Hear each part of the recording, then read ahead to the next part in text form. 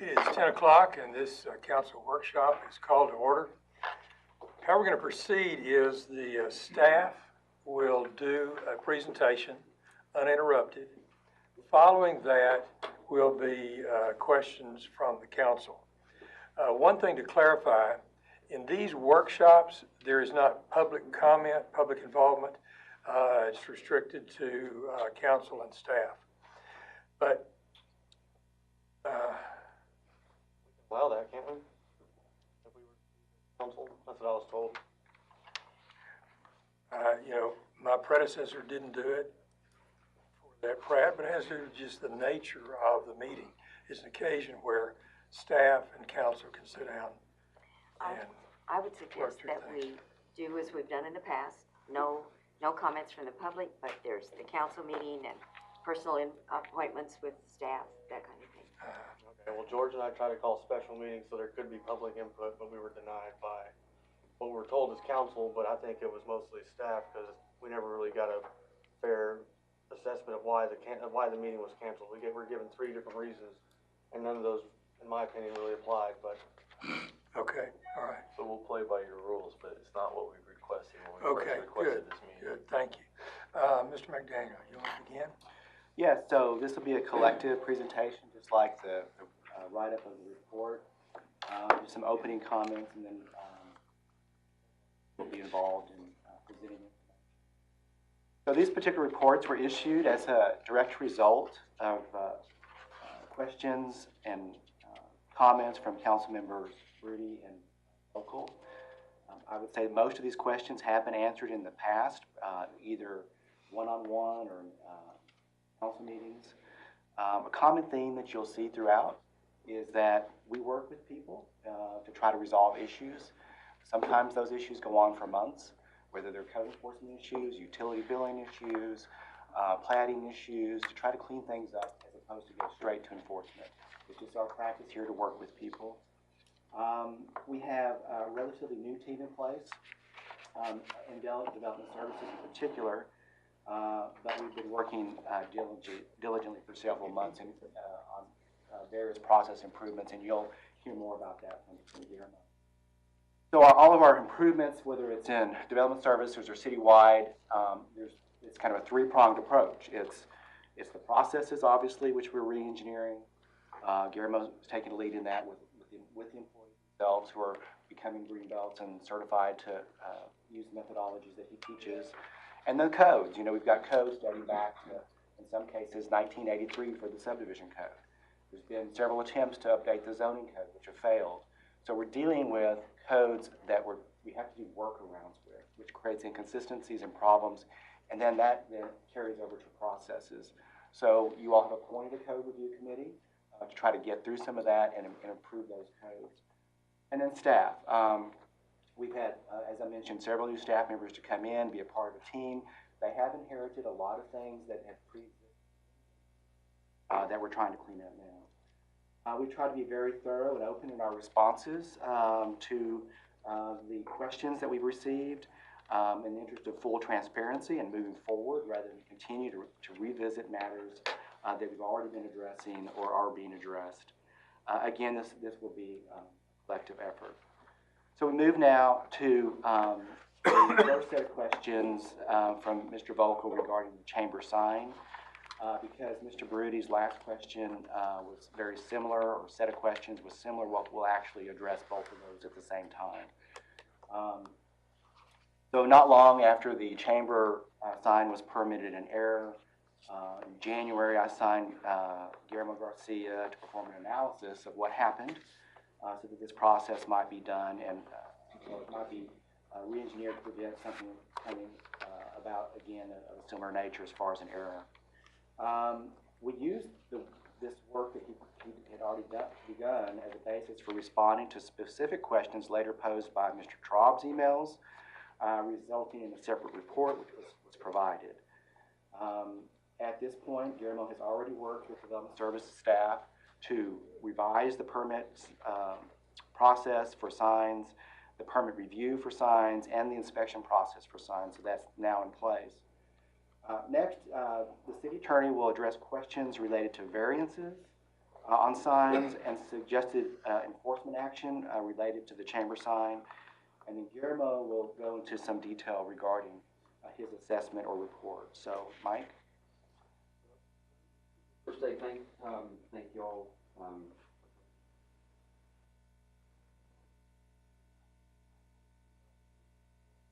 Prosecutor and his staff, periodically with code enforcement folks, and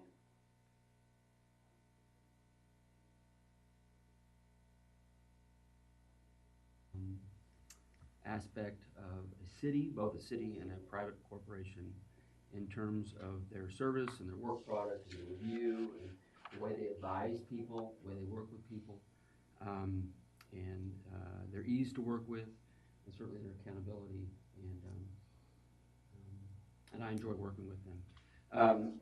With respect to the chamber sign, I had a meeting with council members Vocal and Rudy about a week ago, and I thought it was productive in the sense that I understood where they were coming from, and gave me an opportunity to talk to them as well.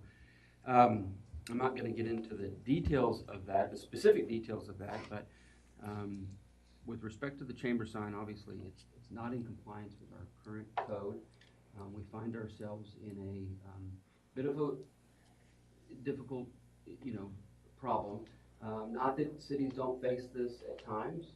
A permit was issued in error, and so we'll work through that. There's a lot of moving parts. There's the committee that plans to look at a sign code in May, and I have all the confidence in the world that we can move through that and come to a decision not only on that specific issue, but the remainder of the code and how we'll regulate electronic signs moving forward. That's been one of the hot button issues since I've been here. When I first got here, we virtually didn't allow any electronic signs, and so as that technology has improved and gotten cheaper, we've had to kind of address some of those things. I consider the chamber sign just kind of like what we do periodically, is we just defer enforcement. I was reminded of this in the past week because we had, I asked the code enforcement folks how many complaints we had about a year ago. We were up to 400, and of those 400, we issued citations on 2. So that goes toward the way we work with people. I think this is not a staff issued variance at all. It's been argued. This is just a referral of enforcement. Let me say something else about the way the Planning and Zoning Commission, pursuant to the sign code, addresses variances. There's a list of criteria as part of the code. I think the criteria is good because it sets out expectations about what a variance is and when a variance should be granted, and it's a very high standard because you shouldn't be just granting variances, not only in my opinion, but in practice, just kind of willy-nilly and when someone comes. And so they're aware of that through the agenda bill that staff prepares, and then we talk to them about it as they move through that process. Since we've adopted that particular set of criteria and that process, I have tried, and staff has tried repeatedly to get them to move through each of those criteria as they look at variances. And I have been told both in meetings and offline, we don't want to do that. We're not comfortable doing that. We know the criteria. The criteria is part of our decision making, and that's how they do that. And and at times I have to remind myself we're dealing with volunteers, laypersons, if you will, that are serving the city and don't like a city attorney to tell them, what they can and can't do. So that's kind of how the variance process is working. We'll look at that issue as well, I believe, as we go through open up the sign code. I'm happy to answer any questions that you might have with respect to variances or the chamber sign. Let's hold those till we get through the presentation by staff. That makes sense? Yeah. Because, okay. Okay, so next, Guillermo, would you Please go through your report. Yes, sir. Good morning, all. Continuous improvement is a journey. In 2017, we engaged in that continuous improvement journey by implementing Lean Six Sigma. And through Lean Six Sigma, we challenged the status quo. And by challenging the status quo, we look to improve our processes by trying to achieve the highest levels of performance excellence. And I mention that because in 2017, we had a staff member from Development Services that attended the first wave of Greenbelt training. She, in turn, worked on a specific project that outlined and identified many of the same issues that we're facing today in this particular issue. She worked tirelessly to identify that the software had many workarounds that we've developed over the course of the years, and she also identified that broken processes existed and that there were various sub-processes that ultimately served as workarounds in those particular processes. And those are the same issues that we face today. On January 22nd, I was asked by Mr. McDaniel to conduct this review of the sign issuance for the chamber. And on February 28th, Development Services was reassigned underneath me. And at that time, Drew and I sat down together and we started reviewing all the various processes and tried to outline a timeline of how we're going to try to improve all these processes. And you will see that timeline handed out in front of you that kind of gives an overall view of it. Our goal, even though the date says June, late July, our goal is to try to get everything done as much as possible and as quickly as possible before the end of the fiscal year. One of the approaches that we're using is what's called a Kaizen. That's one of the tools that we utilize under Lean Six Sigma. It's a quick fix tool. Is basically what Kaizen means is to take something apart and put it back together better than we found it. And so through the use of the Kaizen, we're looking to try to improve processes very quickly and address some of the issues. And I will talk about some of those things here going in the future. What I'd like to do now is turn over to talk about some of the root causes that I found to be at the root to this particular sign. The first thing that I found is the application itself. The application does not provide enough information to staff or for us to quickly and properly evaluate what type of sign is being put up. On one of the handouts that I handed out to you, page number 2, you will see the previous application that we had. And within that previous application, you will see, I didn't give you an example of it, but it's in the report itself, is that for this particular sign, the only thing that was checked off was freestanding and replacing the existing sign. That in turn led to the error that we see today in the sense that the staff, or we, looked at the application as strictly as replacing the monument sign itself. Second issue is software. Encode 8 is an old software. It's not being updated by Tyler Technologies as it was in the past because they're trying to move everybody into what's called InterGov, which is their new software. And so one of the things that we have found is that we've implemented a lot of workarounds in these software to make it work instead of addressing a lot of the issues in that. Accountability. In this regard, we didn't have one individual that was ultimately responsible for the review of the sign in all its elements. It was dispersed out, that responsibility was dispersed out to the rest of the staff members, but in the end, there was no one person that would go back and circle back to make sure the rest of the application was in the proper order. From an inspection standpoint, we did not complete inspections after the sign was created or built. The only time we did create or conducted inspections of the signs was for specific trades that were permitted at that time.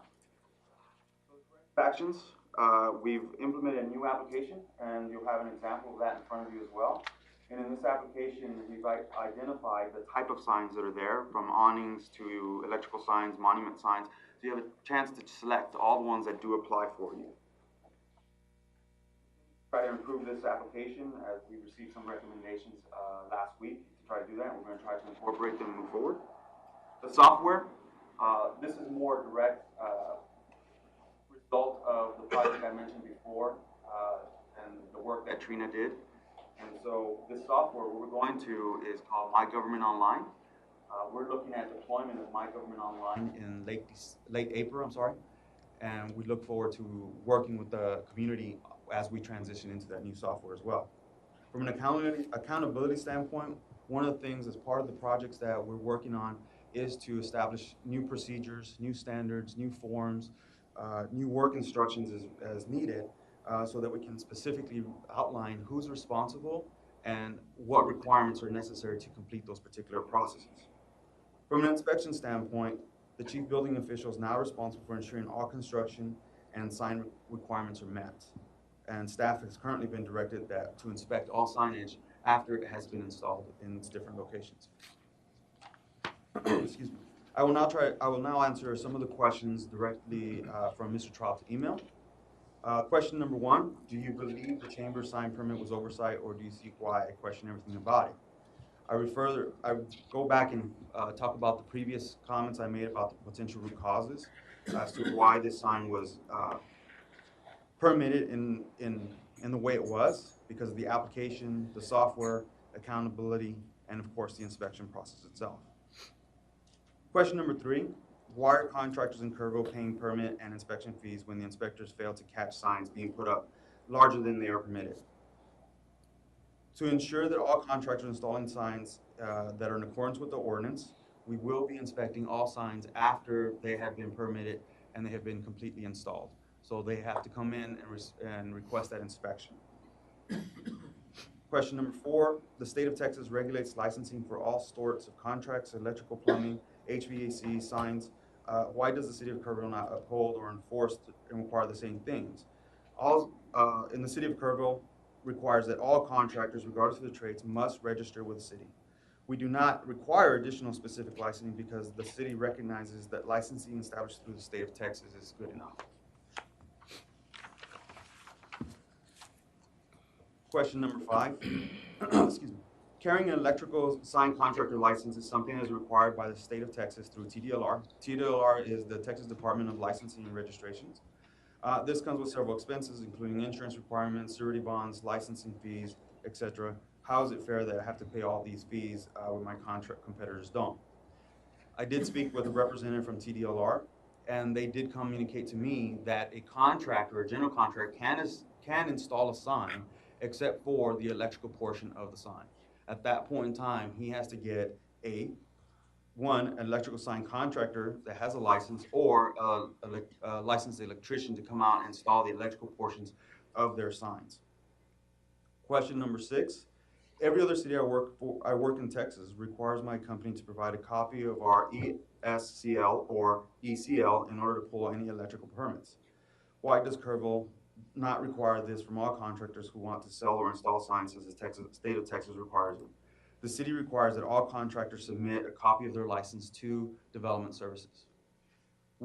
Through Encode, we are identified when a license expires, and at that time, we communicate back to the contractor to request a copy of their new license, and then that is maintained on file. Question number 7, we were told the backdated electric permit for the chamber sign was in fact dated because the permit system kicks out an electric permit whenever a sign is permitted and is applied for. That's question number 1 in this part. And then it goes on to ask how the sign permit is dated 10/26 and the electric permit is dated on 10/11, which I'll go in a little bit more detail in the future. If the system automatically kicks out an electric permit, they would be dated the same day. I have never had an electric permit kicked out for any of the sign permits I have ever pulled in Kerrville. So to answer the first question, Encode does provide, when you create a sign permit, Encode will automatically create an electrical permit at the same time. We then go in manually and remove the electrical portion of the sign. We do that for 2 reasons. The first reason is so that the person requesting the permit is not charged that electrical permit charge. The second part is that it allows also the electrician or electrician contractor, whoever it may be, to come and pull that sign, and that license, their license then be attached to that particular permit. As for ProTech, they're not pulling an electrical permit for the install of various signs. The permits, of course, were all approved as evident, but Development Services also failed to communicate the requirements that we have to require, that when you go in to install the electrical portion, you have to request an electrical permit so that it can be inspected as well. So we failed to also communicate that to ProTech and the other vendors, that is a requirement. From a concern standpoint, I tried to answer some of the questions that were not directly in the questions asked, but some of the concerns that were highlighted that I thought were important to address as well. Concern number 1, the sign permit was given to TEU and Earthwork Installation.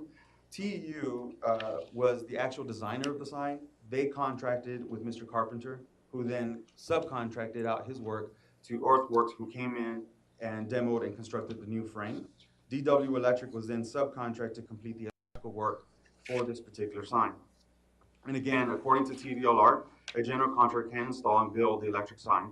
However, the contractor cannot install the electrical portion of this sign.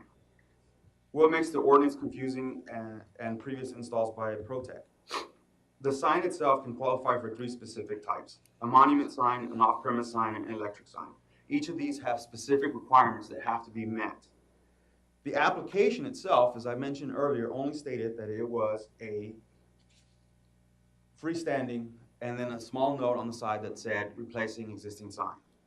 This, of course, led us to evaluate the sign as strictly as a monument sign. As for the permits, as I mentioned earlier, we did not communicate to Mr. Traub or other contractors that when they pulled when they were creating or building an electric sign, that they had to come in and pull an electrics permit as well.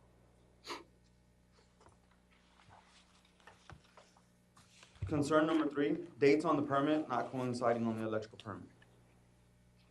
Because we remove the electrical permit at the beginning when we create the actual sign permit itself, we then have to come back and add the electrical permit once it's been requested. And in this case, when the request came in, it was faxed into Development Services. We created the sign, the electrical permit itself, or the segment as it's called in the system, and it automatically creates it on the date that it was created. So the date on there should have been 12/6. With that, I'll go into the actual details of the dates themselves. So on 10/11, an application for a sign permit was received and the electrical permit was removed, as I mentioned earlier. On 10/18, the permit review was completed. In other words, all staff members finished their portions and we were ready to communicate that back to the contractor. We contacted the contractor on 10/26 to pick up their permit. We called them at about 3:30 in the afternoon on Friday, and so they didn't show up until Monday morning. And at that time, the permit was issued to the contractor. We did not go in and change the date to the actual issue date, which should have been the 10/29. 10/29, that's the date that it should have been actually, the permit should actually have, because that's the date we actually issued it to them. On 12/6, an application for the electric permit was received. We added the electrical segment to the permit itself. We then changed the date in Encode, because the date was 12/6, changed that date to reflect 10/26. And then when we went to print the permit, Encode, when we click on print, Encode actually generates a Word document. And then we went into the Word document and changed it to 10/11 and went ahead and printed the permit at that point in time. I cannot give you an explanation as to why that occurred at this point in time. Electric permit created at the same time, as I mentioned before, Encode does generate the sign permit and the electrical permit at the same time. Garrett Insurance sign, this was another issue. This was another electrical sign that was permitted. However, when it was permitted according to meeting all ordinance requirements. The sign itself in the drawings was at 32 square feet. However, when we did go out and inspect the sign, we only inspected it for overall construction of the sign. The digital portion was not inspected. However, on 2/18, we received a complaint at Code Compliance. Code Compliance went out and evaluated the sign and found that indeed it was outside of the code. And at that point, a notice was issued, and the sign was brought back into compliance by reducing the overall sign itself. And that brings me to the end of my presentation. Okay, so next we're going to move into the next set of questions surrounding fire lanes. The second set of questions, and Chief Smith is going to cover both 2A and 2B. Chief? Good morning, Mayor and members of council. I'll start with the two concerns on the River Trail cottages fire lanes. The first being that they are not at least 6 feet from the bottom of the sign to the ground and are located on only one side of the fire lane. The second being that they're not properly spaced 25 feet apart. The fire lanes are not marked on the adjoining property's parking lot. Our response to this we provided is that the former fire marshal conducted the plan review of the River Trail Cottages development site plan.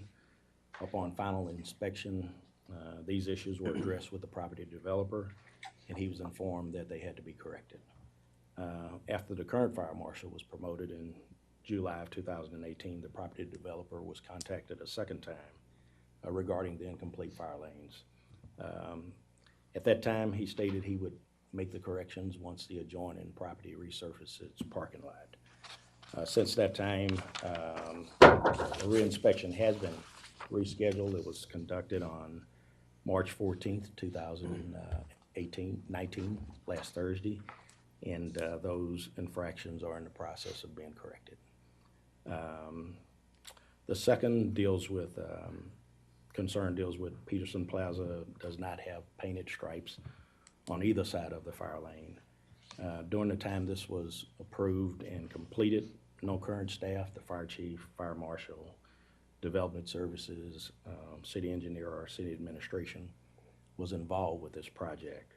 The fire lane is not publicly accessible, and it is protected by bollards from through traffic, which can only be removed by the fire department and city staff. In addition, there is an acceptable form of fire lane identification and marking provided. The bricks are marked in red, and the appropriate distance designating fire lane is marked on the bricks. As for the parking lot on the that has the City Hall's fire department connection, the fire marshal is currently working with the street department to provide the appropriate striping. This process was attempted a few months ago. It was incorrectly striped, and it's been placed on the street department's agenda to be addressed in the future. Another delay in getting this accomplished has been the ongoing survey and plating and easement assessments, which I'll let the city manager address. I think we'll pick that up in question 5. Question. So we move on to utility easements. The second question is around utility easements. Sure. The specific question was related to utility easements and plating of the sports complex, and the question of where the utility lines and easements are located on that plat, because they weren't able to be found, and that, you know, if there are no easements there, we're going to allow other developers not to provide easements. The simple fact of the matter is that we don't provide easements to ourselves, essentially, because that is city-owned property. There are elements within the right-of-way along 2 of the new roadways there, where there's infrastructure located below those, but as far as the actual city property itself on the Kerrville Sports Complex, there are no easements because it's actually a legal impossibility for us to provide easements to ourselves. So for future private development, certainly, we're going to continue to require easements to be required for those plats, but for ones where it's, you know, large parcels of our own public property, that will not be the case. Okay, so now we move on to the 4th set of questions regarding annexation, and we have Drew, EA, and Mike that will address those questions, starting with Drew. Thank you. As council's aware, annexation is regulated by state law, and those state statutes limit how cities can annex properties, currently based on size of the city or size of the county. City-driven or involuntary annexations would be initiated by the city, where the city defines what that boundary would be, versus a petition annexation, which is a request from the direct property owner to be annexed into the city. Comanche Trace, the recent petition annexation, which included the donut hole, was a request from the applicant to be brought into the city limits according to their development agreement. And with very few limitations, the city cannot add property to that petition without the petitioner resubmitting or going through an involuntary annexation process. During the process for the petition annexation, Comanche Trace and their developers made a verbal agreement to council, and council asked us to work with the developer on their future annexations and future phases to incorporate that area into either a future annexation or part of the development agreement as that gets renewed or revised. You also have in responses several examples of other locations where we've got the donut holes dating back many, many years and how they were created. So, EA, can you talk a little bit about? Yeah, well, I'll just speak generally too. I mean, the reality is that development is complex, and certainly different developments have varying degrees of complexity. This is one of the larger subdivisions in Kerrville's history, really over the last 20 plus years. And so at the time, that council felt like it was necessary to go through a host of different development issues and negotiate that with that developer. And so they created that development agreement. And the window pane issue was specifically addressed within the development agreement. But I think it's false for us to think that there's a precedent that's being set by that element, because it was specifically addressed in the development agreement. And if there's another development that comes forward in the future and has a level of complexity, I'm sure it will be addressed within that development agreement as well. We're not supposed to ask, but do you guys have the development agreement where it shows that? Yes, it's I don't have a copy of it here. It would have been nice to have it here. It Thanks, is though. specifically addressed within the section of the development. Okay, Mike, can you go ahead? Well, I'll just affirm what's been already stated, that certainly in my time here and in my knowledge of even time before me, our annexations have been submitted to petitions. In fact, the only time I remember us going beyond petitions when we did the annexation of the James Avery. Martin Marietta? Pardon? Martin Marietta different? Well, okay, and that was, right, and that was pursuant to council's action. But we obviously, as EA alluded to, we have various circles within the city that's surrounded by corporate limits, and you're not the first council aware of that. That's been out of previous councils as well, and there just hasn't been any push or action by council for us to go take care of this. Okay, so now we move on to the fifth set of questions around planning, and EA can address those questions. Sure. So one of the questions is related to River Trail cottages and platting. To our knowledge, that plat is properly platted. We're happy to address specific issues that are outlined and further elaborated on. I will say that there was, I'll move on to City Hall plat, and again, looking at that plat and looking through the long list of names and signatures on there, we don't have current staff members that were involved with that, so we had to do a little bit of research assignment and kind of having to unfold some of that history. One of the questions pertained to access, and this thought that the plat is incorrect because there isn't access to 27 and 16. The reality is that plats usually come before buildings do, and plats often come before full sites are developed. This area of City Hall does absolutely have access to 16, right there across the sidewalk, and it absolutely has access right across from 27. So there is access within the plat element. The real question isn't whether there's a platting error, it's what the access issue is to those from a driveway standpoint. Not that they are not, because they are directly abutting, so they do meet the letter of the platting requirements. However, as the site was then developed, there was a need to back up further from the intersection in order to meet TxDOT requirements. And that's really where that driveway access issue. And as we presented to you guys back in the October timeframe, we were working with the adjacent property owners to try to address those access issues. There were additional deal points that then came up at the end of that element, which have since delayed some of those negotiations. But they are elements that we're continuing to try to move through as we negotiate that driveway access issue. But as far as the plat being incorrect from that standpoint, that it's not accurate. Why is it wrong? Can we hold off to questions to the Let's wait. Just make a note so you can come back to that. There was an additional question regarding sports complex and whether sports complex has been platted again. Yes, that it has been platted, and that essentially, we're not aware of all of the particulars of that transaction. Again, this is different staff members that are here, but that has all been platted to our knowledge. Everything is accurate on that plat. That right of way is dedicated, and everything is good on that. So does You want that to go ahead cover? and move into Yes. 6? Sure. So there were questions about the elements of, again, sports complex platting and utilities, beyond specific on Home Run Drive and Callow Boulevard.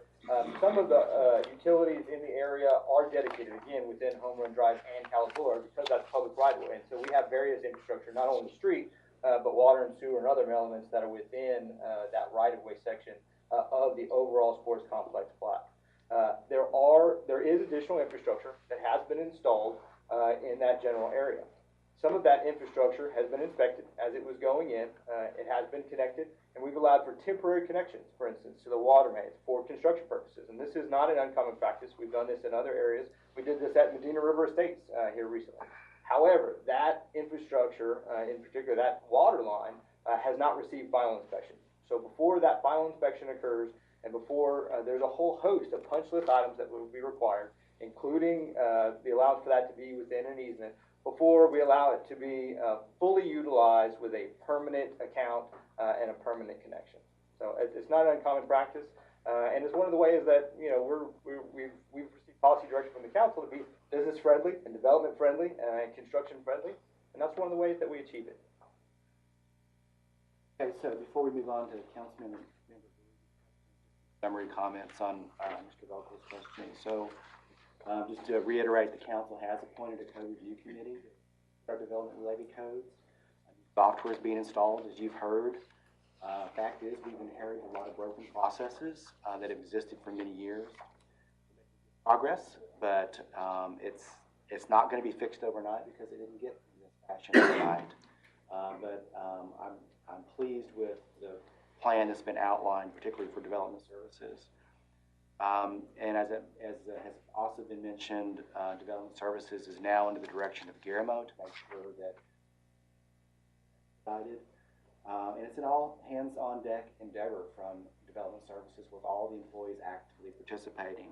And finally, a word about the staff. And the whole sign permitting issue with the chamber has been unfortunate, and it's unfortunate because there's a lot of good that's being done over there in terms of improvement of processes. We've got a stakeholder group that we've been working with for months to identify their priorities. We've made changes to some processes, not all of them, obviously. We've got some new staff in place. And I would really just say, in my opinion, that the existing staff over there now is probably better than that we've had ever in terms of technical abilities with the chief building official and what he has brought to planning staff and their technical abilities. So it's always a three-prong issue. It's a staff issue, it's a process issue, and it's a code issue, and we're working on all three of those fronts. Let's move now into Mr. Baruti's questions, and the first set of questions have to do with the city alcohol license permits. And all right, I'd like to just start with a brief overview of our alcoholic beverage license process. So first of all, the city issues the same licenses that TABC, the state agency, issues. And that process works by the applicant first approaching TABC. They meet with TABC and jointly come to a determination about what type of permit needs to be issued. The applicant fills out a TABC application. In almost all cases, the city gets a copy of that application and it goes through a process at the city with the city secretary's office and development services to be approved. After the license is issued by the TABC, then the city bills for the same licenses that were issued by the TABC. So in the case of Pint and Plow, the process that I just described was followed, but there was a little bit of a wrinkle. Pint and Plow had an original application with TABC, and then they changed their application and filed a second application with TABC. And the city received two copies of both of the applications. And our department has a goal of 100% accuracy in billing, but unfortunately, when we billed for the license, we picked up the first application instead of the second application, and we billed based on the first application that we had received rather than the second application. After we discovered the error, we sent a corrected bill for the remaining $205 annual fee. It's an every 2-year license. We also worked with a representative from TABC to update our billing process. So we had been relying on these paper applications to do our billing. But we've changed our process so that going forward, we will go to the TABC website, get detailed information from TABC about exactly which permits they issued, and then bill based on that rather than the paper application. So in conclusion, there was no fee waiver. Pint and Plow has been billed for all 3 licenses, and our processes have been updated to ensure that this type of issue does not recur. So the second set of questions have to do with boarding homes. And, Mike, could you please explain? As council knows, we have pending litigation. And so this is going to be a response. Same issues, both after we received the lawsuit and I think in subsequent conversations, both with myself and our outside counsel. I raised it before the lawsuit. I raised it with you because of the lawsuit. Okay. But all that to say is I believe that, I'm pleased with the way we're defending the lawsuit, and at the conclusion of the lawsuit, we're always in the process of looking at our codes and trying to determine, if any changes need to be made. And I'll say this too. I think the way Chief Smith and the Recovery Coalition Committee is working, I'm very pleased with the way they are given the opportunity to provide input from that community. And moving forward, I think we can solve this issue, both the litigation and long-term. Thank you, Mike. So there was a specific question though about apartments. Is that right? Drew, did you want to answer that? Okay. Apartments are listed as a separate use in the zoning code, and as are the boarding homes and other medically related group homes in the single-family area. Through that myriad of definitions, apartments would not be considered as a boarding home. So with regard to the third set of questions on variances, Mike, I think you may have answered. Talking about the sign issue. Okay, and then we did also address electronic signs when we addressed Mr. Elkel's first question. So this concludes the overview of the report, Mr. Mayor, and we welcome you, Michael. What I'd like for us to do is begin with Mr. Vokel in place 1 and go across for any questions that you have of staff for clarification. All of them, or just one at a time? I'd say take 7. Okay. As far as the signs, my intentions are to allow other signs to be built to the same standards. Already answered most of those questions, but I would continue to push for letting the chamber fully utilize their sign and letting other signs be built at the same standards. As far as the fire lanes, we've allowed other developments to use these standards that we've allowed. As far as this one without the stripe being painted, that's really the only thing that I was trying to get across. I don't care to enforce anything on River Trail cabins. I just want to allow those same size signs and same space signs for other developments. I know 3 that are going on right now that are doing fire lanes that are being required to do it by ordinance, and that's, if we can allow something different in one area, I think we should allow it different in another area. I know that's before your time, so I was just questioning those. And I'm not sure which development.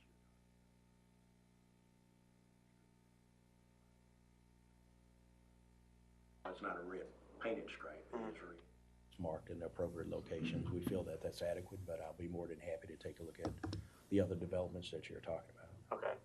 And as far as I know, the fire department was gonna pull their fire truck into that Peterson Plaza lane, the other council meeting, but the locks were changed. Did we get that fixed? We did get it fixed. It was a mistake made. The locks were changed, but we had it corrected the following day, and we've got the appropriate keys to access the locks on all of our emergency vehicles, so it shouldn't be a problem in the future. Who changed the locks? I think it was the Caloos that actually changed it and didn't notify. And, and we kinda got, my question was not necessarily the city hall painting, but the, Cartwheel's driveway or their parking lot entrance. There's not a fire lane connecting to the one that's through Peterson Plaza. That was just, I was just trying to clear that up, because I think we started talking about the FDC over here, and that wasn't really my question. As far as the utilities at the sports complex, I know in the past, the city tried to enforce no one parking over easements. Is that gonna be an issue out there for the sports complex, if we don't know where the easement, or we don't even know where the water lines are, I guess? We certainly know where the water lines are, they're just not placed within an easement. Okay, are they being parked on? In some areas, they may be. Okay, that's something that we've enforced other areas. I don't know why we wouldn't enforce it out there. And also, if it reverts back to the previous owner, would that, where, do we then, get our easements then, or when, is that? We would, just like we did with the old city hall. Okay. We had a water line going through that, and we sold it. I'm not familiar with the development agreement at Comanche Trace. I'd like to see the window pane parts be referred to. A lot of these examples are different, but I guess if it's gonna be something different in the development agreement, I guess we can't really apply that everywhere. The River Trail Cottage plat review, the floodplain, floodway is the biggest thing. I brought that up during that process, and it seems like it never changed. And I'll bring it up again and show y'all. We addressed that. You have to look at it, there's a finished floor elevation that's clearly listed on the Well, you slide. said you addressed it, but the floodway is labeled floodplain on the map. Floodplain is not labeled on the map. Now, You have to I'll look show at you. it I'll show specifically you. with you, yeah. As far as the city hall property, can the city hall get a curb cut at the existing boundary on 16 and 27? Can we get another curb cut other than the one that's already out there? We've not asked TxDOT for an additional curb cut at this time. Could we, since they required it to be that far, could we say, okay, well, we don't have that property, we're not gonna get it, can we get another curb cut? My hope is that we can work through, finally clean up that issue. Closer you get to the intersection, the more difficult.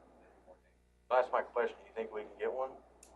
We have to ask, but my guess is that why it was moved in the first place, is they preferred that it not. Right. Well, that's my question. We keep saying we have access. Okay, maybe we have access because we're abutting it. Can we cut the curb? We abut it from a plating technical standpoint, so the plat is correct in that regard. All right, but can we cut the curb where we have our property? Can we get a curb? That is a separate issue related to driveway access and TxDOT.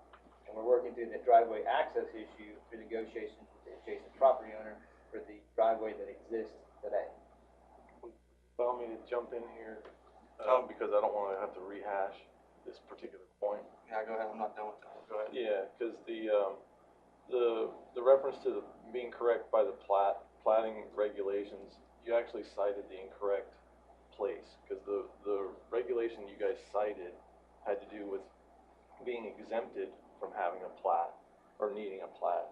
And you actually should have been referencing a different spot that says, it's Article 10.4.3, or minimum design standards, and it's section B blocks.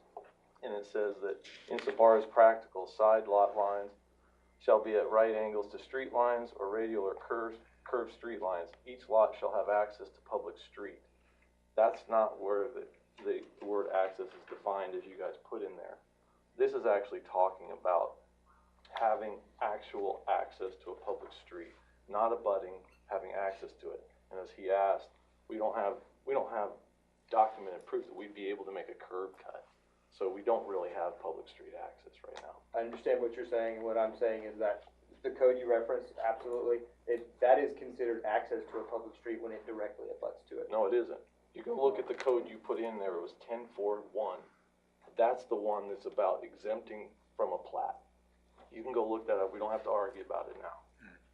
And, I got one more. One question, then we'll go back to you, okay? Mr. Garcia? Yes, sir. Are you the Guillermo Garcia who was featured on the front page above the fold of the newspaper today? Yes, sir. And treat him with more respect. Okay, listen. All right, what did Vocal Land Surveying do that made the replat wrong? For City Hall? So, not insinuating that Vocal Land Surveying necessarily did anything wrong. What is incorrect is that the plat element that was filed, and again, we don't have any staff that are here, that were here at that time. That plat was filed with an incorrect deed element. So that plat does not correspond with property ownership deeds that are on there. Say the Vocal Land Surveying did a replat, the replat was wrong. So what did Vocal Land Surveying do that made the replat wrong? The Well, the replat plat- that let was, me jump in, the plat, we talked about it. Plat includes property that the city doesn't own. Yeah, but the And city, so it'd be, now, let me finish, it'd be like me platting my lot and including my neighbor's lot as part of my plat.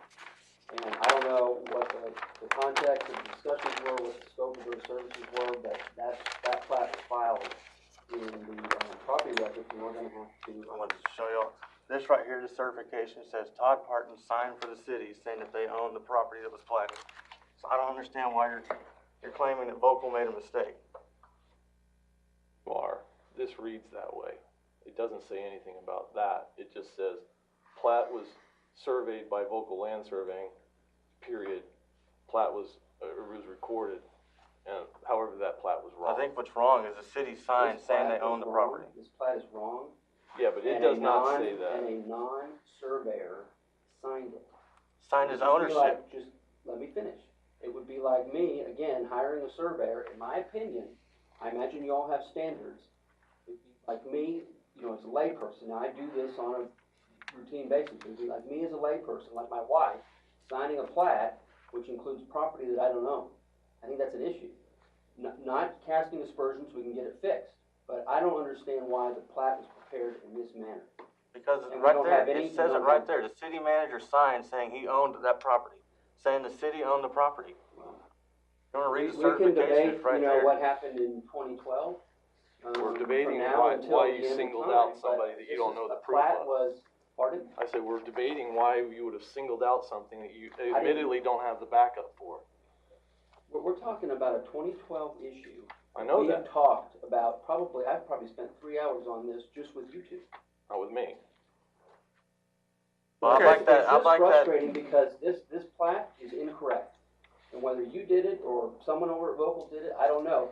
But when Todd Parton signs it, maybe he should have been a little bit more, you know, looked at the whole thing and looked at the meets and bounds, and looked at all the information that a surveyor puts on there, that he's hired to, you know, provide a document that is correct.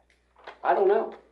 You don't So know, you're and saying yet it's- you've singled them out I right didn't like here. that. Okay, well, that's what we're talking about right Well, no, now. what it says, I think clearly, is that it was filed incorrectly. It didn't say who did it and whose fault it was. The issue is that it was filed incorrectly. Well, why are we Let's be real. hiding? That's insinuating, and it's clear as day what that says. So you said insinuating, you didn't say it was clear. Yeah. It's clearly insinuating, that's the point of writing this in. We don't have to go in circle. Why are we hiding from the fact that the city manager signed the plat saying that they own what is platted? Why is that? Could have That, put that right that's an there. issue. That's what makes the plat wrong. Spiteful is what that is. That part right there is spiteful and unnecessary. Okay, let There's me, no let me, back- let me tell you, this has come up any number of times. It's never been settled, and we're not gonna settle it here, although the objections have been raised. Well, I think the important aspect is that we did try to settle it back in October, and went through pretty extensive negotiation effort with the adjacent property owner, to work through the access driveway issue. And unfortunately, really kind of at the 11th hour, deal points were brought forward, that then changed that negotiation table, and we weren't able to settle it at that time. You wouldn't have been at the negotiating table had you not brought this up in the first place. It's a 7-year-old Okay, problem. Mr. Baruti, let's let Vincent finish, please. Those negotiating points were, I was asking for the restrictions on the property of City Hall and the parking garage be removed. As far as I know, we were told, no, they're not gonna remove them, so I don't know what the delay is now. Okay. I think it's silly to have restrictions on properties we own. I don't think we should be asking permission for what we can and can't do with our property. You have anything else, Mr. Vogel?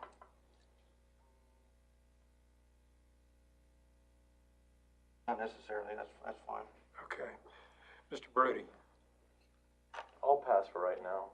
Ms. Eichner can go first. why don't you go ahead? Why don't you go ahead? I have to compose myself, sir, so if you can let Ms. Eichner go first, I'd I appreciate it. tell you what, let's take about a 5-minute break and then we'll come back.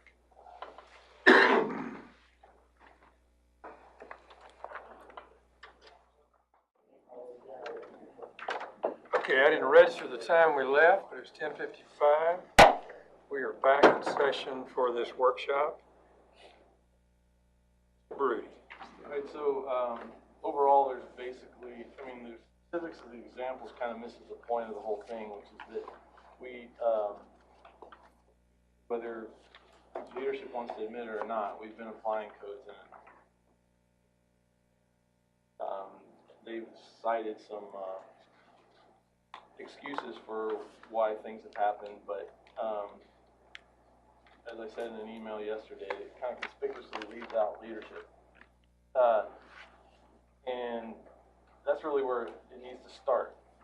We've isolated some processes that we are saying are problems.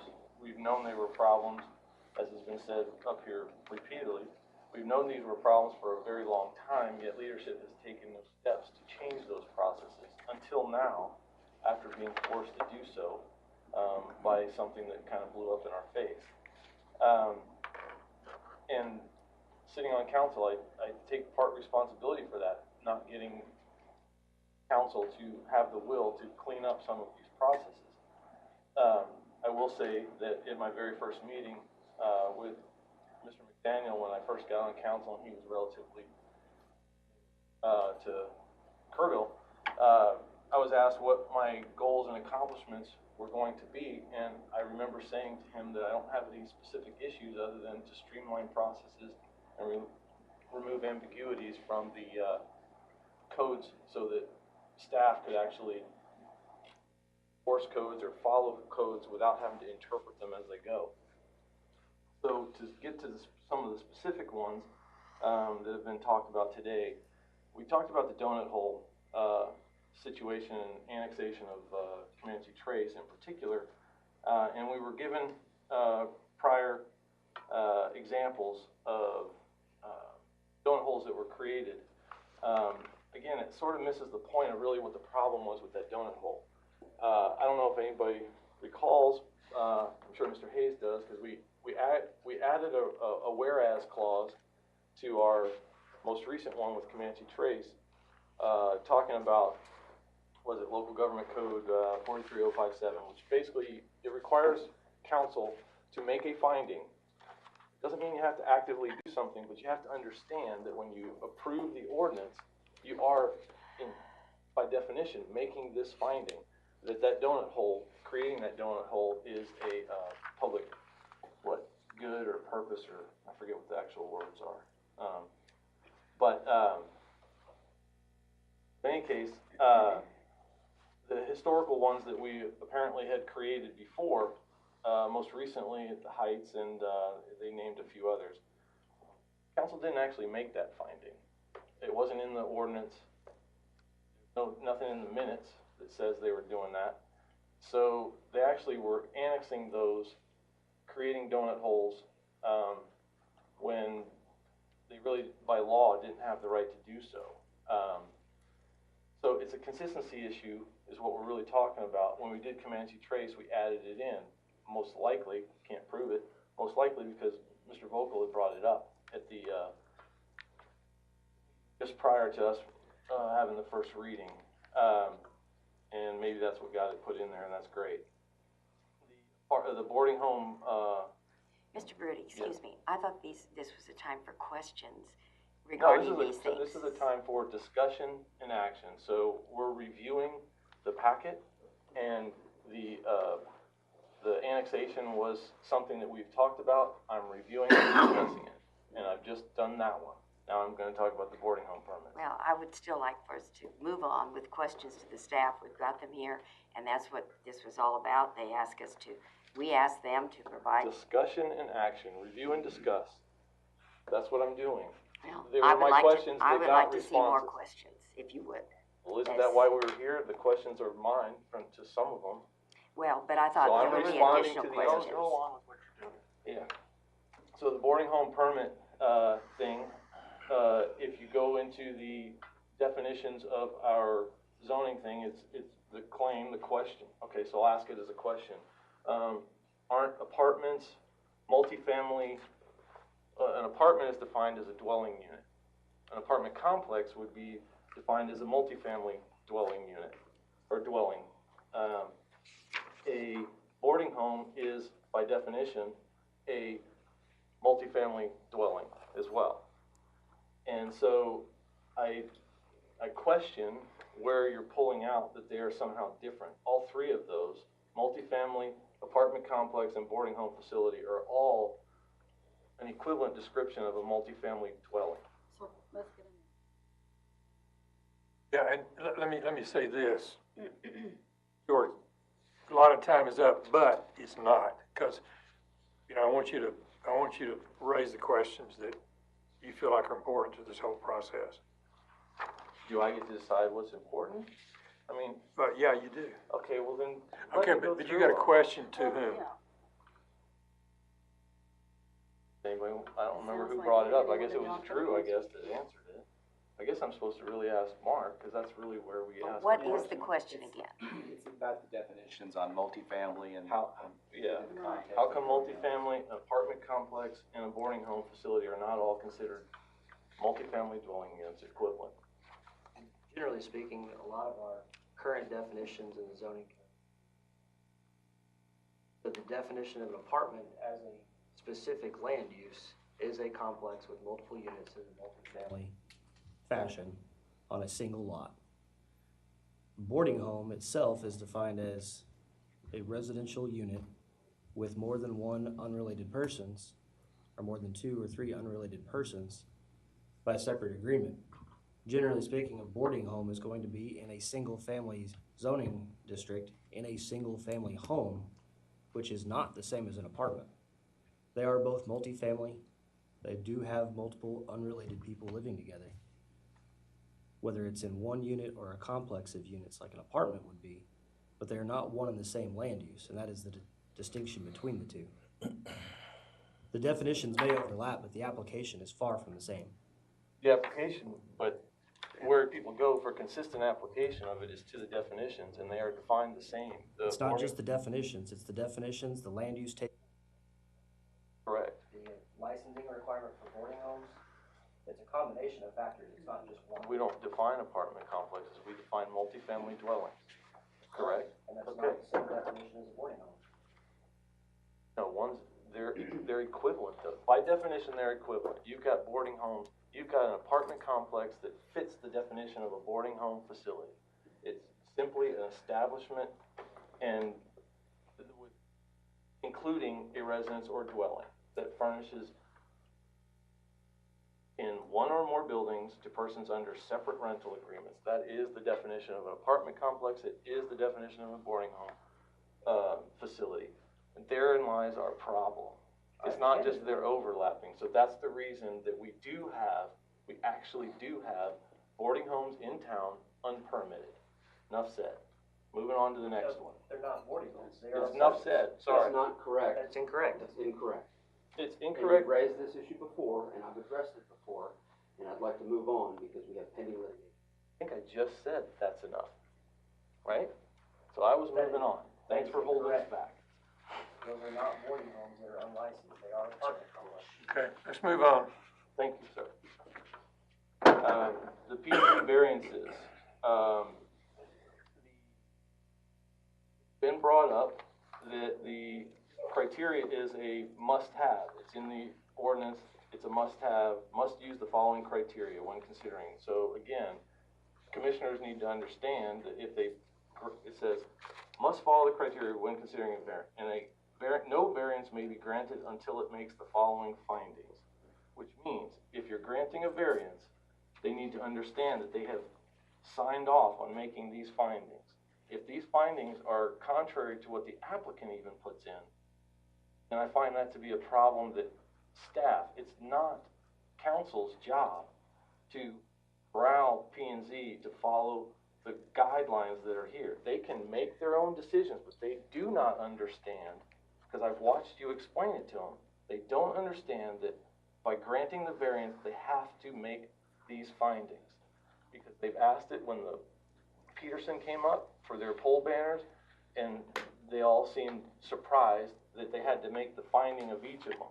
Yeah, they don't have to actually go through the list, although you made it clear that it would make you feel better if they did. But they have to understand that by granting the variance, they are making these findings. And when an applicant comes in with findings that are contrary to this, that's a problem. It's inconsistent with how we do it. So is there a question here, George? Is there something that you want staff to With all due respect, do? this is just a discussion, and I would appreciate if you would let me go through it. But I'm it's done with this it's a topic. one-sided discussion. We're not discussing, you're just giving your opinion, which you've We given just over sat and through- over and over. Do we have to waste our time Well, going can I through get this? the attorney's opinion on what? You can ask an attorney's opinion all day long, that's fine. Our attorney, I'm just curious what you have to say about the, How about this? How about this? P&Z. To be fair, we sat through the presentation of this and we're told to sit and bring our questions up later. How about if I go through all my presentation and you ask your questions Okay. after it? I can do that.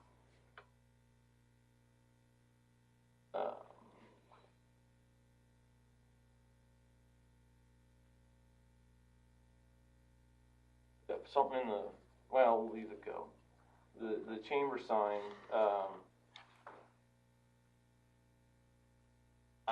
we came up with something that is, I mean, the whole article in the paper over the weekend, I think in this pamphlet, mischaracterizes a problem, especially with the chamber sign, where we're basically saying this is a code enforcement problem. It's a permitting problem. We did not successfully permit the chamber sign, and we're treating it now, even though we caught the error supposedly before it was officially installed or operating. We caught the error prior to that. Therefore, it seems to me this is a permitting problem, not code enforcement. So we're treating it as a bird, I don't know, enforcement or whatever you want to call that. And that seems to be a misrepresentation of what's going on. So the question is, why? Why would we do that? I can pause for an answer if somebody wants to. Are you directing it to somebody? All the questions are directed to Mark, because that's where we at. Well, so I think we've answered the question, and I'll try to do that again and ask other staff to do the same. So we didn't write the newspaper article and characterize it. If this is about, it is about permitting, but the enforcement mechanism for permitting oftentimes code enforcement, because a lot of our codes involve permitting processes. So whether it's about a sign or it's about something else, oftentimes code enforcement has a role in making sure whether it's the code enforcement officer or it's some other person enforcing the code. So, I mean, I think clearly we've talked at length here today about permitting error.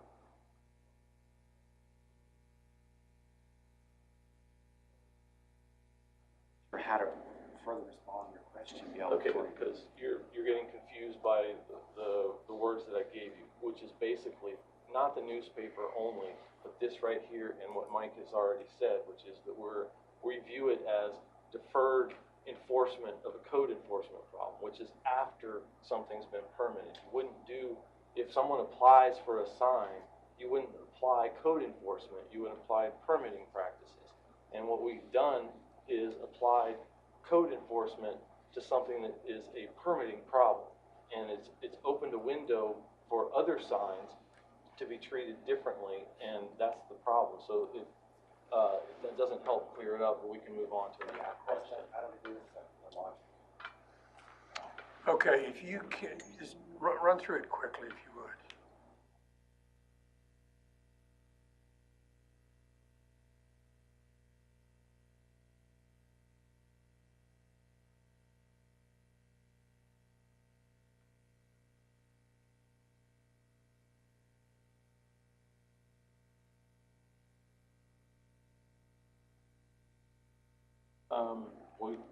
We've said, well, you just said it again, that we're over and over, we're rehashing something over and over again. I'm guessing you're not really paying attention or aware to the fact that we ask the same question and we get different answers each time. For example, the whole story behind the electrician's permit that I asked you about and got told that it was about, kicks out, and that's the electrician's application was when he came to pick it up. and then we find out later that that's not the case, that's not really what's going on. If we don't keep asking the same question because we don't trust the answer, or we can tell that the answer isn't quite adding up, what are we supposed to do with that, and why do we get blamed for asking the question? I don't blame anybody for asking questions. Yes, you do, over and over here. No. It's not about what you ask, it's how you ask.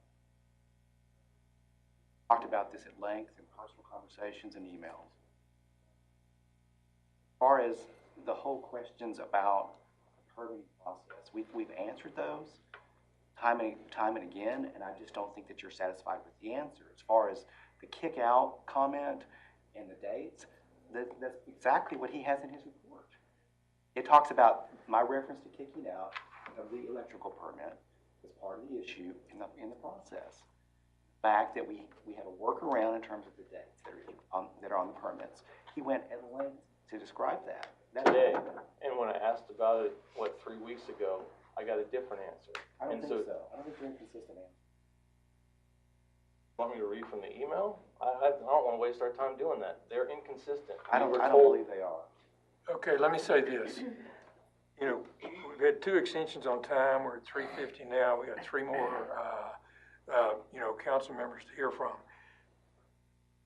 You wrap it up and feel like you've presented your views. Probably not, but I'll give it a shot. Okay. Mind that this was a meeting that was supposed to have been called by Vincent and I don't appreciate that aspect of what you're doing, but that's okay. We'll play by your rules. We're in your world. So we'll just go to the questions that basically are overall, and it might take a few minutes, but they aren't specific to cases, if that's okay with you, sir. So, this report, as I outlined in that email before, yesterday, is problematic for a lot of reasons, but mostly because it seems to be washing our hands. I have a problem with a city manager basically directing staff to create this report and responding in the way that you did by publishing it in the paper. I'm curious how we're supposed to go forward in a situation where you portray us as asking questions being a problem. It's not about the tone. You don't generally like to hear the questions. But then when the questions are asked, then pass the buck on to something else. Somebody else's. This report, this whole big report, comes up as staff's the problem, software's the problem, processes are the problem. And I forgot what the other one was, but basically nothing in it has to do with leadership. These are development services, processes in development services are a known problem for a long time. Where was leadership when you first came on, and why are we just now, after we've tried to ask questions and gotten rebuffed most of the time, why are we having to do that in order to see movement on process change? It bothers me when the staff has done what we asked them to do. They've given us answers. You're getting, I feel, personal here, and I don't think that's right, and it bothers me very much. I don't think you'll ever get answers to your questions and be satisfied. I'm sorry about that, but I just don't think you ever will. I think you would maybe like to be the manager, and you'd like to be the development code person, and you would like to be able to give your answers, and that would be it.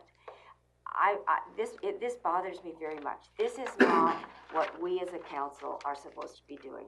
We're supposed to be looking at the big picture. We're supposed to be moving our city forward. What we're doing now, we're in the weeds, and we can't get out of the weeds unless there's an attitude change here. I'm sorry, but I can't continue listening to this.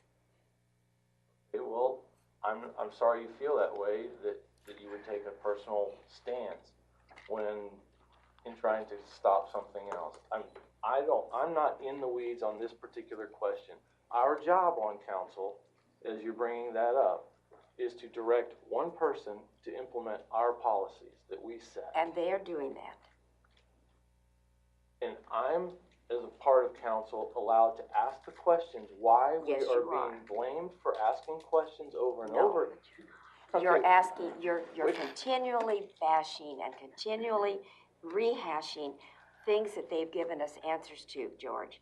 It's time that we said, okay, let's make a couple motions, let's move on, let's build a bridge and get over all of this.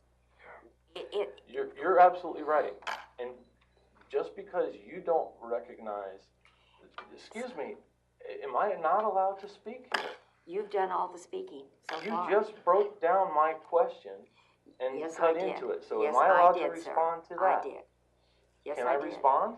If you can make it short, because I don't want to listen to much more. I'm sorry. Well, isn't that nice? Okay, I don't have any questions for you. I'll just go on with what you allowed me to do before, which was ask the question of the only person we're allowed to ask the question of. Why are we here 2 years later dealing with the same problem we've been looking at trying to deal with 2 years ago? And I would ask the question of you in that regard. These were on your watch when you came on council. You've been on almost 2 years now, and here we are. Suddenly, 2 years later, you're saying these things are so important that I've got to run the whole world through. How many hours was put in on this report, Mark?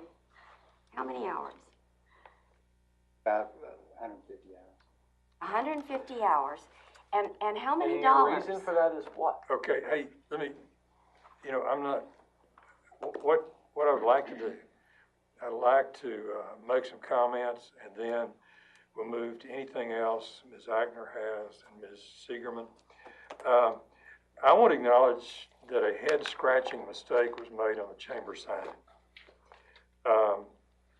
This is not to excuse anything, but remember that we have over 300 persons on the city staff who make hundreds of decisions every day. I want the staff to address concerns and questions, but I want them to be working on things that make this city great, like water quality, safety, better streets, workforce housing, and planning for the future, and not just continually dealing with hot, often threatening emails. They need to be more productive in other things that they're doing. The members of the council, as do the citizens, have every right to question the decisions and action of the city staff and get a solid response. But in my almost 11 months, I've seen the staff over and over and over responding to charges and accusations that eats up lots of time. And in terms of how we're doing as a city, very interesting article this morning about the work of Guillermo Garcia. And I think a lot of people don't know that many citizens may not know that since Mark McDaniel became city manager, there's been a major effort improving all the work and all the departments of the city. Every department with solid business plan, focusing the key things that department is to accomplish. Out of manufacturing, the Lean Six Sigma process, focusing on efficiency, eliminating redundancies and inefficiency. The Baldrige framework, focusing on customer service.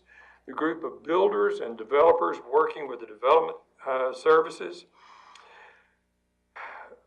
But there are some that will never be satisfied with the response of the city. Never.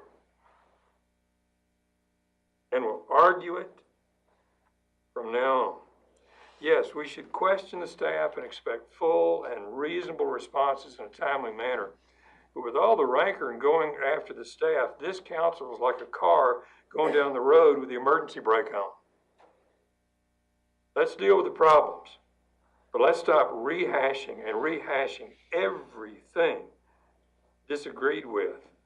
And let's treat this staff with respect. Amen. The kind of respect we want to be treated with. I think that's in the golden rule. Ms. Ackner, do you have any comments? I don't have any comments. I do have, when we get to the end, I have a couple of motions that I would like to make to move us forward. Okay. From Ms. Sigerman. I would like to thank the staff, though. I'd like to thank the staff. I just feel like you guys have been through the mill. You've done a marvelous, marvelous job. There will be some good things come out of this, even though it's been painful and ongoing to get in it. I would like to ask one other question, if I may. We had about 150 hours. That equates to about 4 weeks, if my math is correct. Mark, do you have a dollar sign that might kind of go along with that? Yes, Councilmember Sigerman had asked me to look into that. So we just did it's not exact, but I asked all the staff involved to give me the conservative number in terms of how many hours were spent. Then we took their actual wages and benefits, and I think it came up to something like $11,000. $11,000, 4 weeks of time put in on something. I thank all of you. It bothers me that my tax dollars sometimes are going for this, but if it's productive and we've got good things to move forward with, then all right, then we'll move forward. But I thank all of you for what you've done. I would jump in and say, I thank all of them as well for putting up with what they had to put up with the surprise that they got handed to them over the weekend. After putting in all those hours, there was a report put out publicly that basically threw them under the bus. That shouldn't have happened. It wasn't on my watch, and it wasn't on your watch. That shouldn't have happened. I'd like to respond to that. Okay. You can when I'm done. That's what this is about. So when we thank staff, I thank staff as well. And I take offense think you should be to, respectful to our city manager. I think I should as well. And I deserve that wasn't respect. that I wasn't- deserve respect back, That wasn't. as does the staff from that. Okay, You can respond. Mr. McDonald. So the reports that went out, keep in mind, those reports were produced as a result of your questions.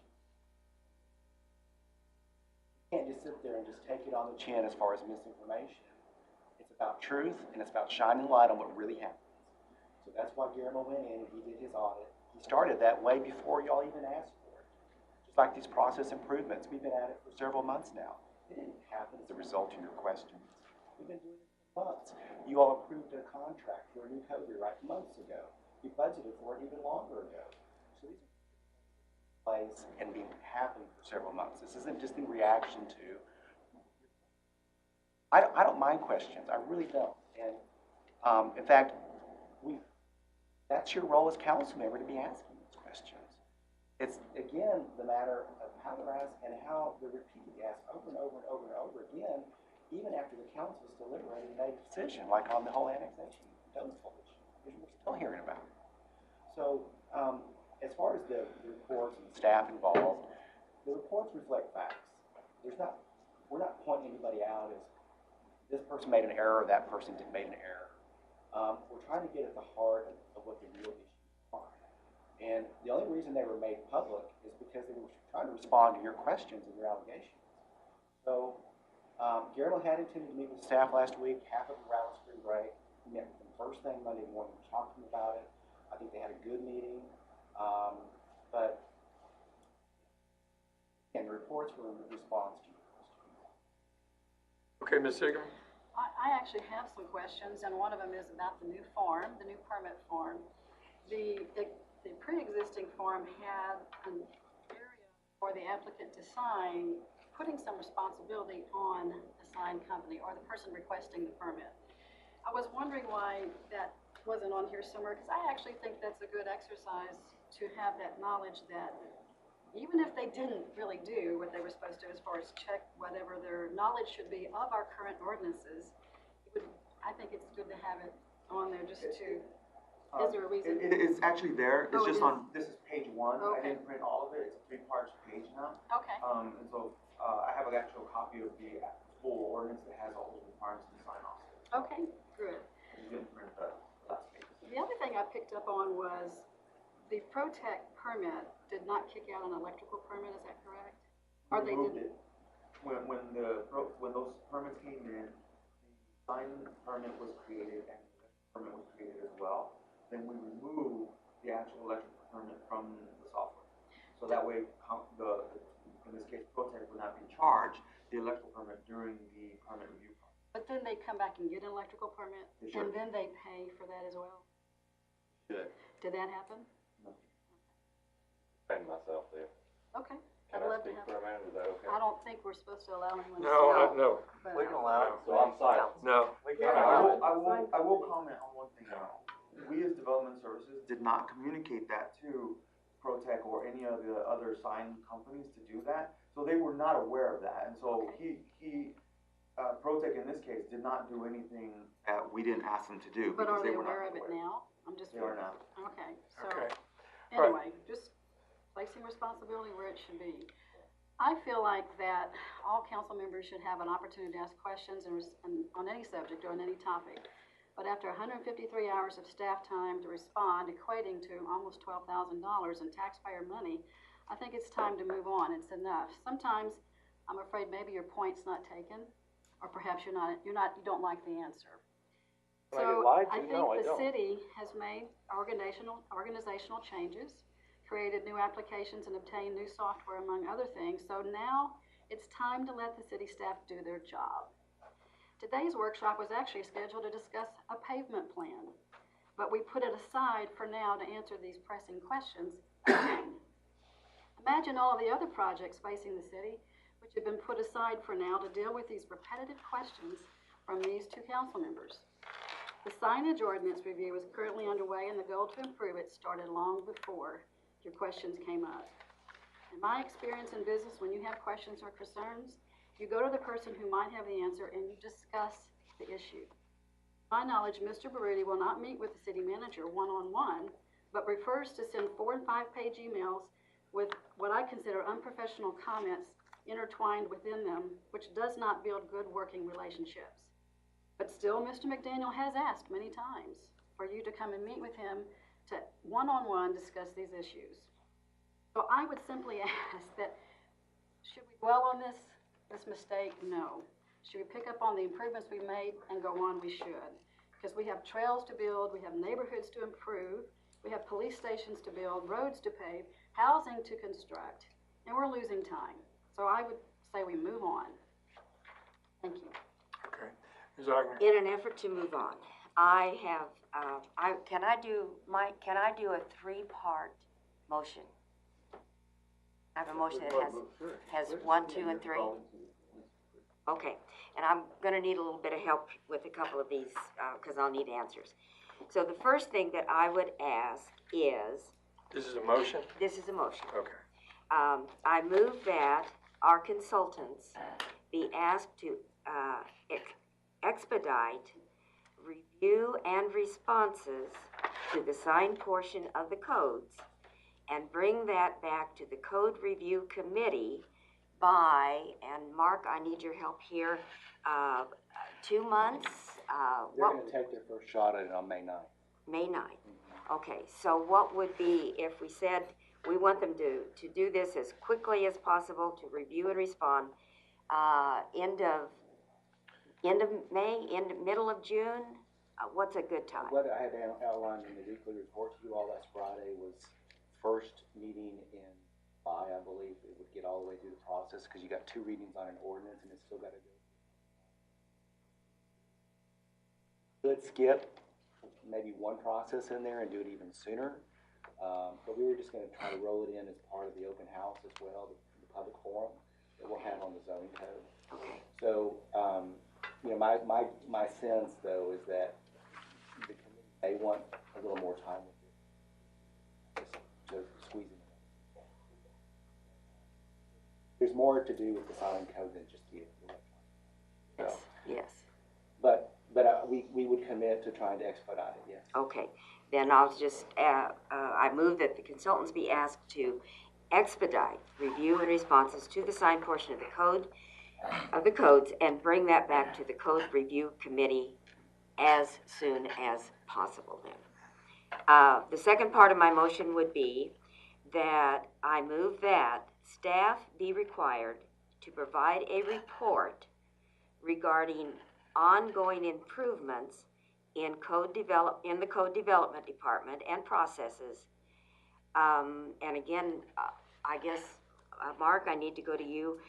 Would once a month, every 2 months, what would be a reasonable? It's your call, but, you know, I think you'll see laid out a schedule, but which is actually at your places, that Guillermo mentioned.